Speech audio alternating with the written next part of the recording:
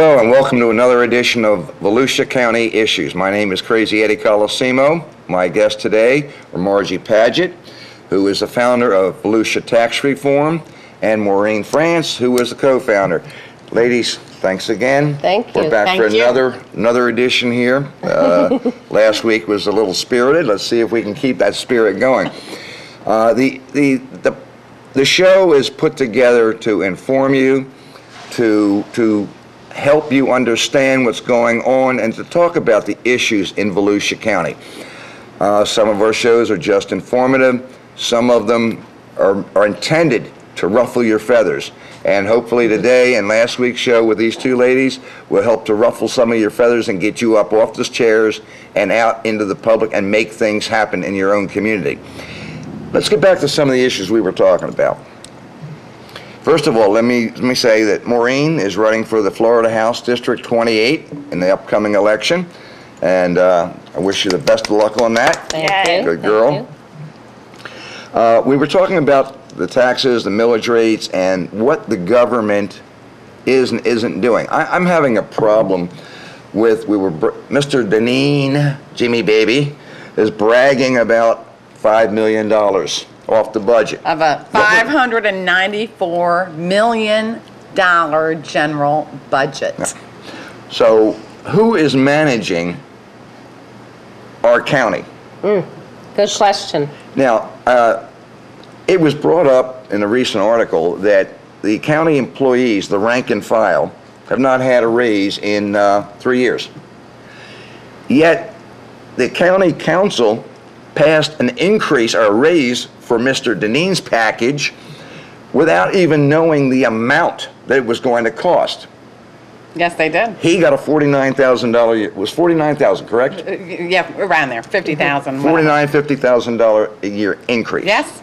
But yet the people who are out there digging the ditches, sweating, and trying to feed their families have not gotten an increase in 3 years. Right. What's wrong with this picture? Yeah, but what is wrong with this picture? What happened there? You know, it was my understanding Josh Wagner, I think it was last November, just made a motion arbitrarily, on the floor, and it was approved.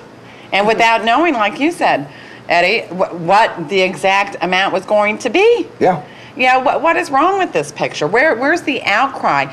And and talking about the rank and file, it's not the rank and file government employees that we're concerned about. It's the top-heavy administration. Right, that's where it is. Yeah. And people are screaming even at the unions, but they're actually trying. It's the top brass who are really raking in the dough and huge pensions, and they're pointing at the lowly frontline worker, and I have a problem with that, because I don't want to go after our teachers, our school bus drivers, our crossing guards. I mean, they've all been hit, cops, firefighters. What are we doing? That's who they always go after. Yeah. The seniors, the veterans, yes, the people that, the basic frontline. Right, that's right. And when they start letting go of school crossing guards and stuff like that, instead of dealing with where the problem, we've had deaths. Yes, of children. Yes, and that's where it's scare tactics, and that's what they use, and that is so wrong. It's despicable that they use those tactics, but they do. And talking about raises and stuff, I know people in the private sector. Me, for example, in 2006, my boss laid off half our staff. In 2007, we lost our bonuses, and then in 2008, we lost our pensions. And for me, that personally was over a 30% cut in pay, which we're still at in the private sector. People in the private sector have lost upwards of 50% of their pay, if not more. A lot of the people have. If not losing their jobs altogether. If not losing their jobs altogether. I know people in the private sector that are now having to contribute to their health insurance. Okay, they're not just $5 a week. I'm talking like $500 a month. $500 a month. Significant. And the government employees, for example, at the county, if they were just to contribute $10 a week, paycheck or whatever, or a week, to their health insurance, I think that's about a $4 to $5 million savings just at the county level. Right, spread it over. Let's take that further up the ladder. Let's make sure that the executive branch of our local government has to contribute the same thing. Absolutely, yes, that's right.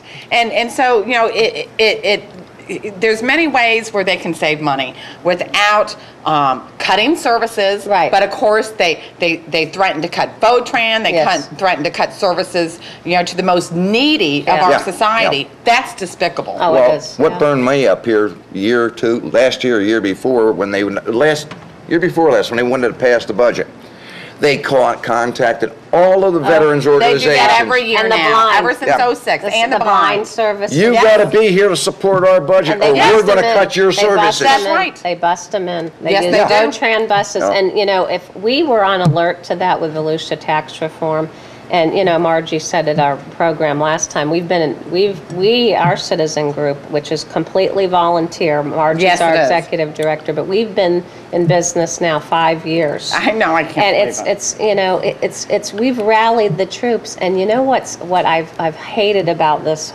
thing is it's really been a fight. Yes. Instead of local government really embracing citizen involvement like it should be, because that's Right. part of our system is a checks and balances system, and it is a three-legged stool, and we the people have got to be a strong, and once we became strong, they haven't liked it.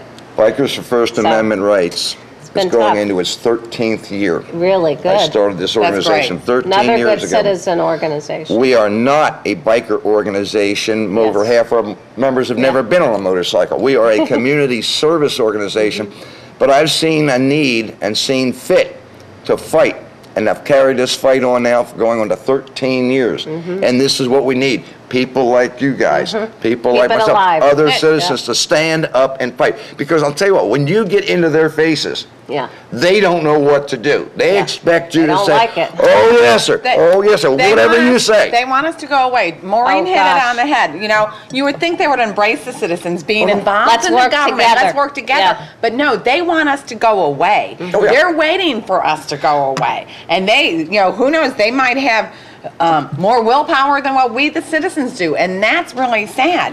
On our That is patch, true.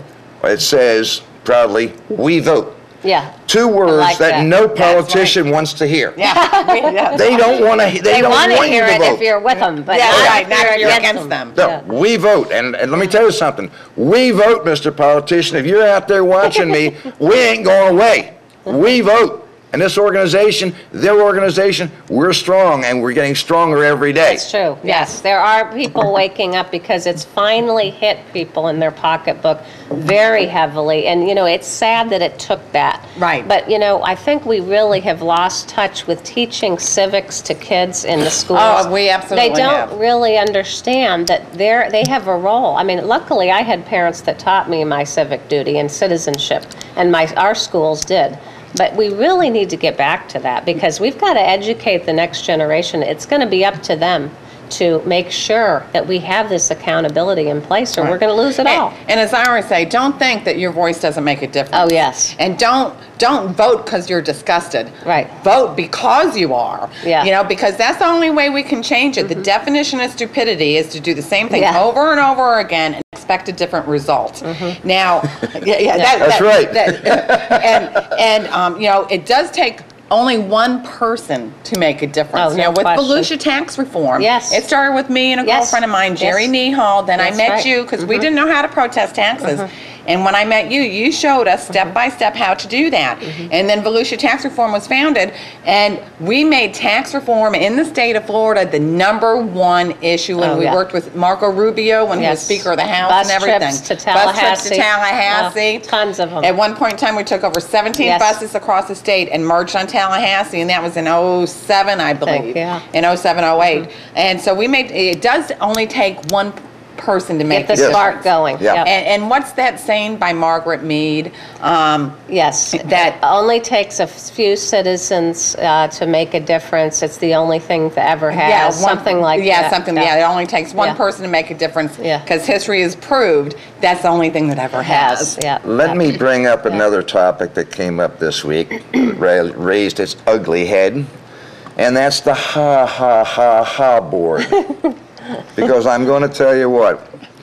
And when that's I the s- Halifax Area Advertising Authority. Right. Right, thank you. This week, their director, a woman that I have known and worked with for 19 years, Yeah. Janet Kersey. Janet Kersey, was let go in a kangaroo-type fashion, as I would base it. A coup. A coup. And I am myself, very angry about that. And the reason being, the reason she was let go was because our county government, as far as I'm concerned, blundered in spending how many millions of dollars expanding a convention center? 80 million. 80 million of our money that will never be totally utilized. What happened at the High Board this week, I believe, is scandalous. Absolutely. You know, Janet Kersey, God bless her, I think she was a class act. She was a in what she did. professional. She was a Absolutely. professional. Yep. And it, Well liked by most people, The vote too. was 6-5 to remove her, and it was, you know, what the newspapers reported is that Frank Bruno spoke to her the day before and tried to get her to resign and was going to give her 6 months worth of severance pay, Yeah. which is about $50,000. Thank God she stood her ground. You know, she to me, she proved she couldn't be bought and paid for. Yeah. She said, I did nothing wrong. Good for and her. I'm going to stand my ground. Good for her. You know, those are the type of people that we need, Yes. So actually, in obviously, office. if he offered her that severance severance package the There was day something- before, Yeah. they already knew what was going to happen. Yeah, and What so is there happens a to open government and sunshine and, laws? yeah, is there a violation of sunshine laws Yeah. there? I mean, that's what some people are indicating. It but only I think it's applies to scandalous. certain people, it's clear to me. And in one of this the things area. I found out was it was so orchestrated that one of the members, voting members, was a little bit late, so they held up the That's opening correct. of the meeting That's until he right. got there. Yes, that's Really? right.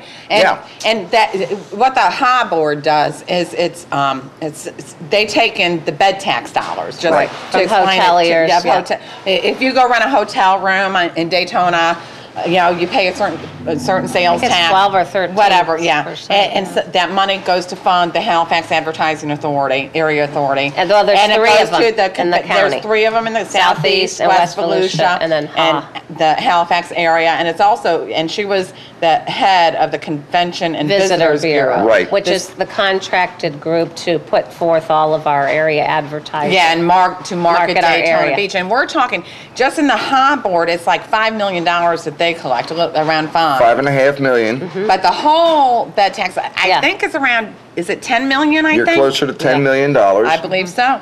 And we had an article here a few months back where the new marketing director for the convention center said, I need X number of dollars to be able to do the marketing. Well, they didn't know where to come up with that from. So then they decided, well, we'll just get rid of the Visitor Convention Bureau and we'll take that money away from them and we'll spend it that way. All to further take care of their white elephant that we should have never invested in the first place. To me, it's a power grab, is what it is. Oh, yeah. Oh, What's big going time. on? Power grab. And you talk about these boards for the High Board is appointed by